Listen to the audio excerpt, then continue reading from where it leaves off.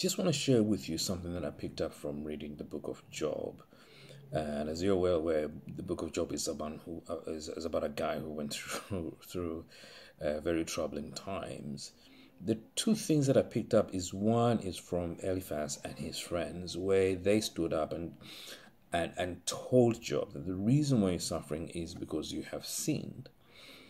Now, we all have read this, but what we don't connect is that we Christians are like that as well. We think because I'm a Christian, I'm not going to go through trouble. Because I'm a Christian, then sickness is not a part of me. We always say that sickness is not my portion. That's what we say. But if you look at Job chapters 1 and chapter 2, God commended Job for being righteous, for being a man who was following God. So if Job then did go through that, I'll stop there and say that even Jesus Christ himself, he went through suffering.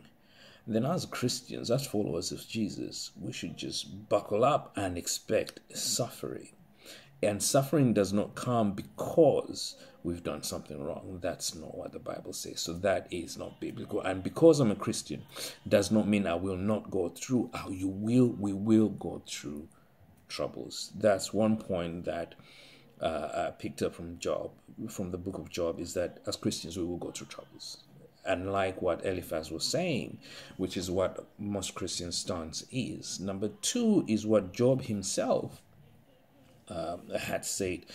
Job was right in the beginning to say that God gives and God takes away, and then still acknowledge God that he is still on the throne. So he knew that just because I am with God doesn't mean I'm not going to go through troubles. His problem was he never had any hope of ever coming out, because he cursed the day that he was born.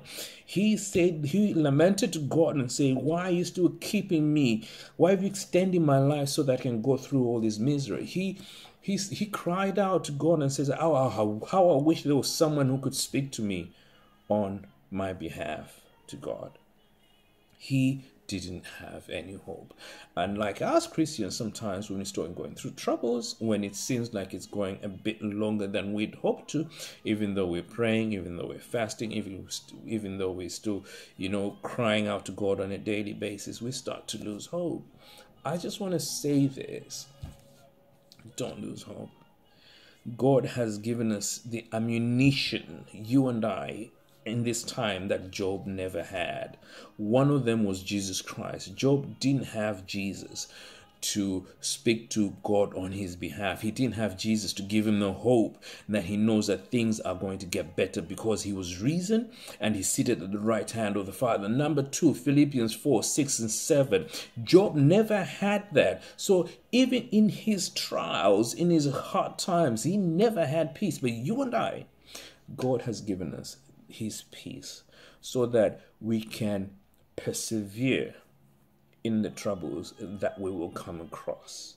So I just want to encourage you that we just stand, not like Eliphaz, not expecting troubles, nor like Job, not having hope, but knowing that there will be times things will be hard, but at the same time, because Jesus has died, he's risen on our behalf, and seated right at the hand of the Father, who intercedes daily on our behalf. And because he has given us his Spirit, the Comforter, to be with us at all times, we can and we will persevere whatever this world throws at us, only if we continue to stand with God.